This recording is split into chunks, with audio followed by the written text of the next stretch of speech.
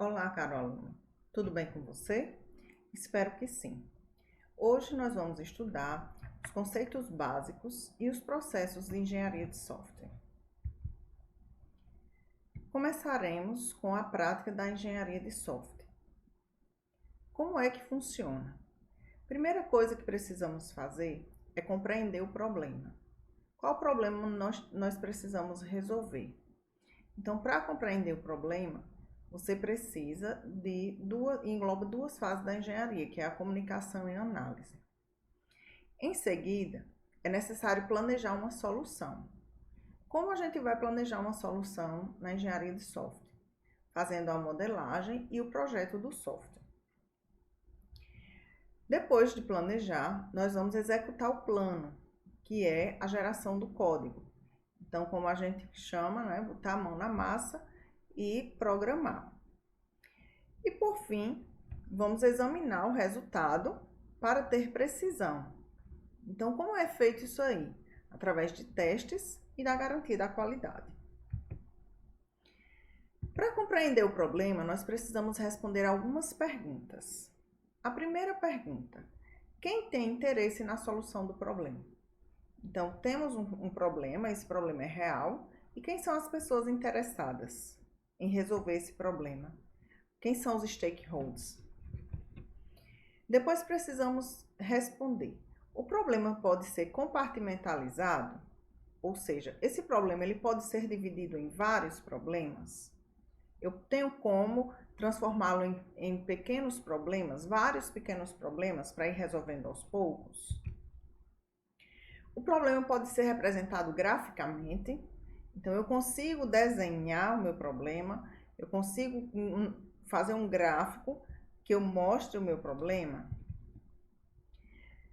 A última pergunta: que dados, funções e recursos são necessários para resolver apropriadamente o problema? Então aí a gente vai ver quais são os dados, as informações que a gente precisa. Quais são os recursos que a gente precisa? O que é que a gente precisa para resolver esse problema? Na segunda fase, onde vem o planejamento, para planejar a solução, que pergunta eu preciso responder? Você já viu problemas similares anteriormente? Então, as pessoas envolvidas vão citar se elas já viram problemas semelhantes. E se já viram problemas semelhantes, provavelmente já viram soluções semelhantes. Existe algum software que implemente os dados, as funções e as características similares? Algum problema similar já foi resolvido?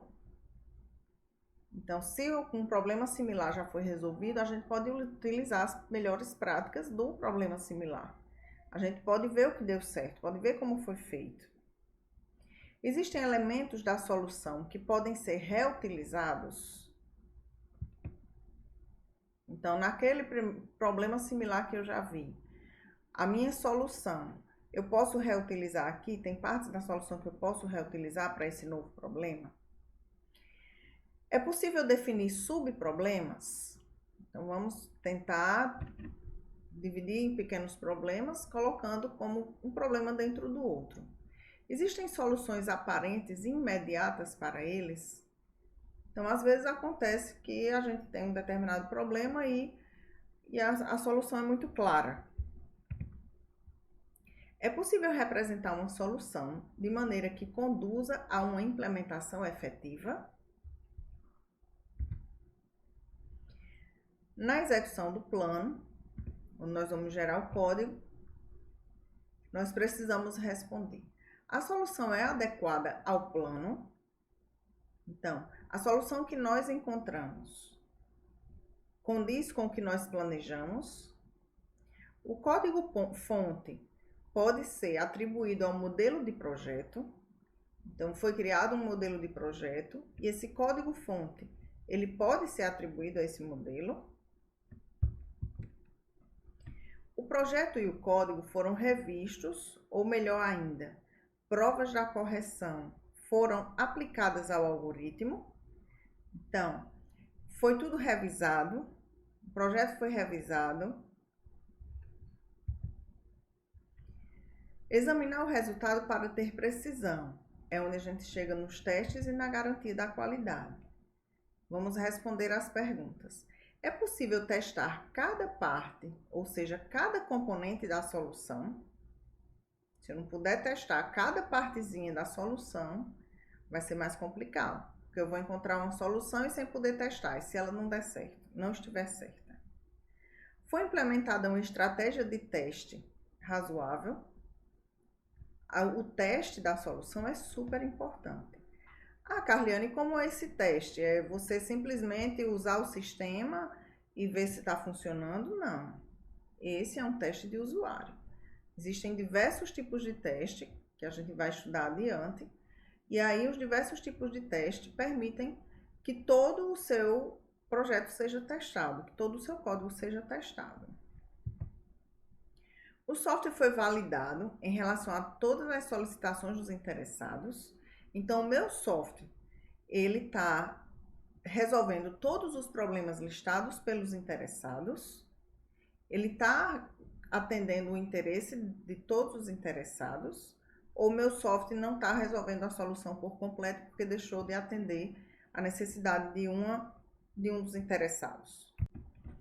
Princípios gerais da engenharia de software. Primeiro, a gente precisa entender a definição de princípio. Princípio é uma importante afirmação ou lei subjacente em um sistema de pensamento. Então, dentro da engenharia de software, David Hockney, ele propôs 7 princípios que se concentram na prática da engenharia de software como um todo. Então, o primeiro princípio é a razão de existir do sistema. Então, o meu sistema, ele gera valor a seus usuários. Se ele gera valor aos meus usuários, existe uma razão para que ele exista. Caso contrário, não tem por que o meu sistema existir. Então, isso realmente agrega valor real ao sistema. Tudo que eu vou implementar no meu sistema, que eu vou acrescentar no meu sistema, eu tenho que verificar se ele agrega realmente valor ao meu sistema. Se não agregar valor, o meu sistema não tem por que existir. Aquela funcionalidade que eu vou criar, se ela não agrega valor, não tem por que criar aquela funcionalidade. O segundo princípio, seja simples, não complique as coisas, faça tudo de maneira simples. De maneira simples não quer dizer que você vai fazer com gambiarras, não quer dizer que você vai ser simplista em um sistema que quase não tem recursos. Mas seja simples na sua programação e isso vai contribuir para um sistema mais fácil, tanto de compreender quanto de manter. O terceiro princípio, mantenha visão. Sem uma visão clara, o projeto se torna ambíguo. Então, você tem que ter uma visão clara do seu projeto. Quarto princípio, o que um produz, outros consomem. Você sempre tem que lembrar que aquele seu código, você está produzindo, ele vai ser consumido por outra pessoa, certo? Então, sempre especifique, projete e implemente, ciente que alguém mais terá de entender o que você está fazendo. Aquele seu código, outra pessoa vai precisar usá-lo, outra pessoa vai precisar manter. Então, você precisa pensar também nos outros. Tem que ser algo que você entenda, mas que outras pessoas também entendam. O quinto princípio, esteja aberto para o futuro. Então, você faz o seu sistema pensando no futuro, certo? O seu sistema ele precisa estar preparado para se adaptar a mudanças. Porque todo sistema, ele sempre tem mudanças, sempre aparecem mudanças, melhorias. Então, se o seu sistema não está aberto a mudanças, dificilmente ele vai conseguir se manter vivo. Ele vai ficar obsoleto. Sexto princípio, planeje com antecedência, visando a reutilização. Então, a reutilização economiza tempo e esforço. Se você consegue planejar o seu sistema de forma que você possa reutilizar seu código, você vai estar economizando tempo, esforço e custo. Então, A reutilização reduz o custo e aumenta o valor tanto dos componentes reutilizáveis quanto dos sistemas aos quais eles serão incorporados. Sétimo e último princípio: pense. Então, pensar bem e de forma clara antes de agir quase sempre produz melhores resultados. Então, sempre pense. Pense o que você está fazendo, pense se aquela funcionalidade que você está criando realmente é boa, pense se vale a pena. Então, sempre pense, porque você pensando de forma clara, né, vai melhorar todos os seus resultados. Agora nós vamos estudar alguns mitos relativos ao software. Nós sabemos que existem diversos mitos em relação ao desenvolvimento de software. Então, mitos da gerência. O gerente, normalmente, ele diz: já temos um livro que está cheio de padrões e procedimentos para elaborar o software. Isso não fornece ao meu pessoal tudo o que ele precisa saber? Então, não necessariamente, certo? Isso é um mito. Você tem um livro lá cheio de padrões e procedimentos para elaboração de software, não necessariamente tem tudo.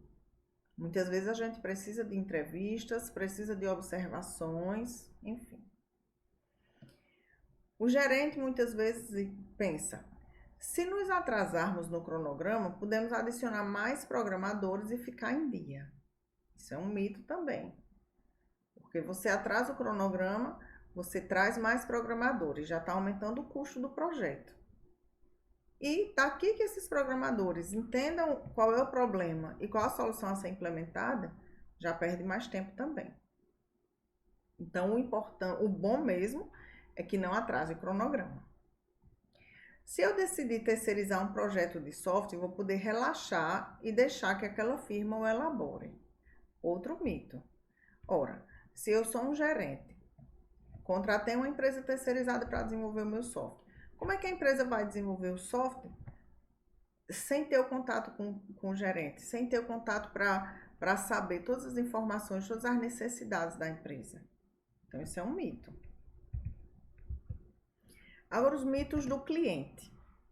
O estabelecimento geral de objetivos é suficiente para iniciar a escrita de programas. Podemos fornecer os detalhes posteriormente.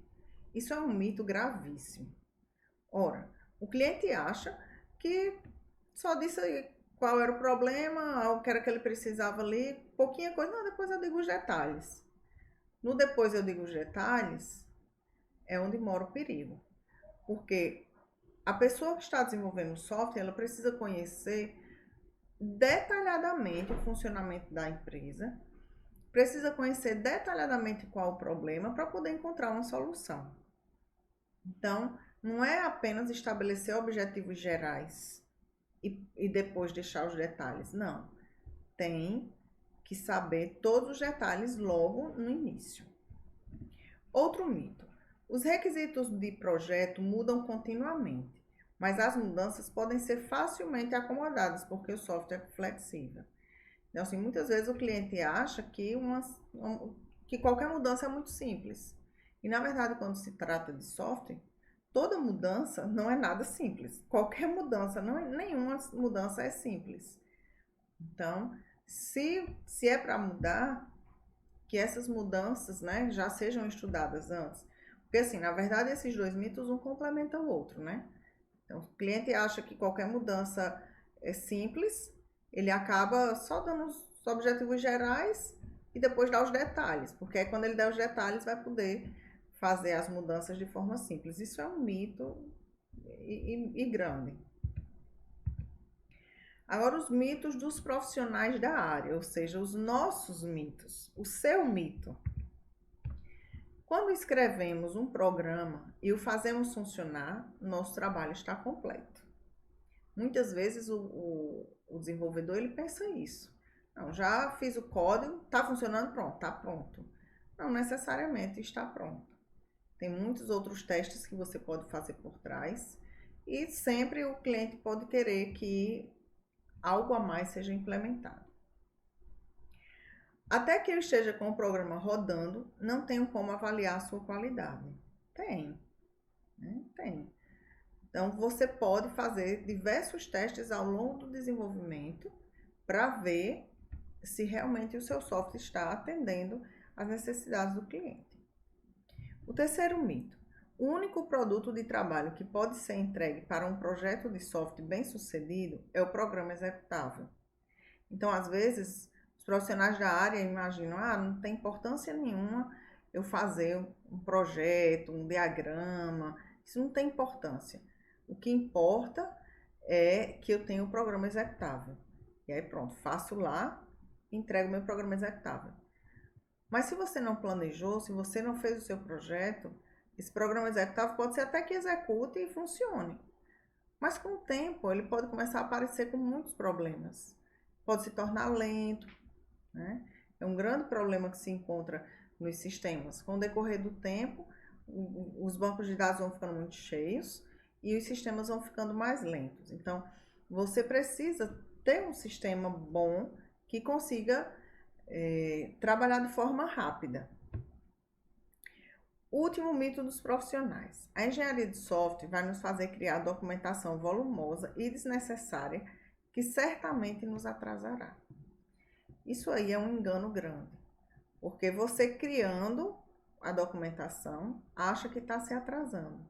Mas, na verdade, a documentação é para ajudar você a se adiantar mais na frente. Porque se você não faz documentação, parte direto para o código, você vai se deparar com problemas que você vai ter que voltar para refazer código. Vai ter que voltar, desmanchar o que você já tinha feito antes, quer dizer, está perdendo tempo. Chegamos ao fim da nossa aula. Eu deixo para vocês, como exercício de fixação, 3 perguntas.